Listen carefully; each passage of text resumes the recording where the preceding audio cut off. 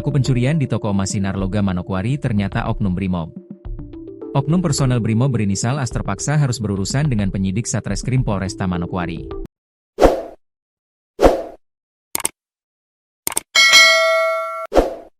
As ditangkap tim Sus dan Tekap Satreskrim Polresta Manokwari lantaran mencuri di toko emas Sinar Logam pada Kamis, 17 Juli 2025. Pelaku ditangkap di kediamannya pada Minggu, 20 Juli 2025, pukul 4.15 WIB.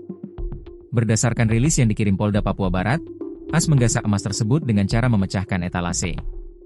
Usai melakukan aksinya, As langsung meninggalkan tempat kejadian perkara, TKP, yang beralamat di Jalan Merdeka Manokwari, Papua Barat. Dari rekaman CCTV, pelaku kabur dengan mengendarai sepeda motor Honda Scoopy berwarna hitam.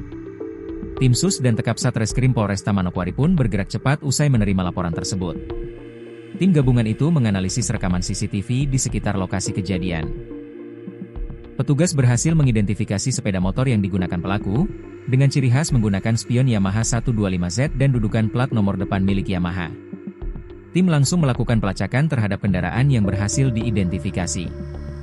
Berdasarkan hasil pelacakan, tim menemukan motor yang dimaksud di Jalan Nusantara pada Sabtu, 19 Juli 2025, pukul 17.30 WIB.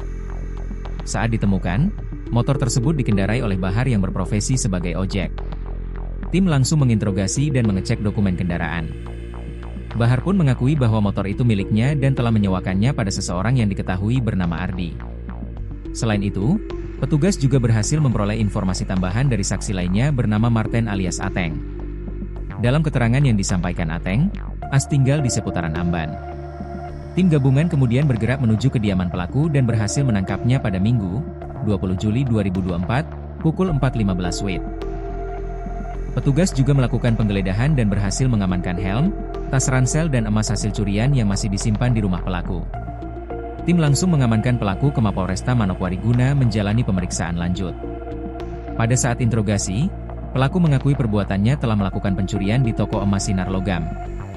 Tak hanya itu, pelaku juga mengaku mencuri karena mengalami tekanan ekonomi akibat terlilit utang dari aktivitas judi online, Judol. Atas perbuatannya, pelaku dijerat dengan pasal 363 ayat 1, kelima KUHP tentang pencurian dengan pemberatan, yang diancam pidana penjara maksimal 7 tahun.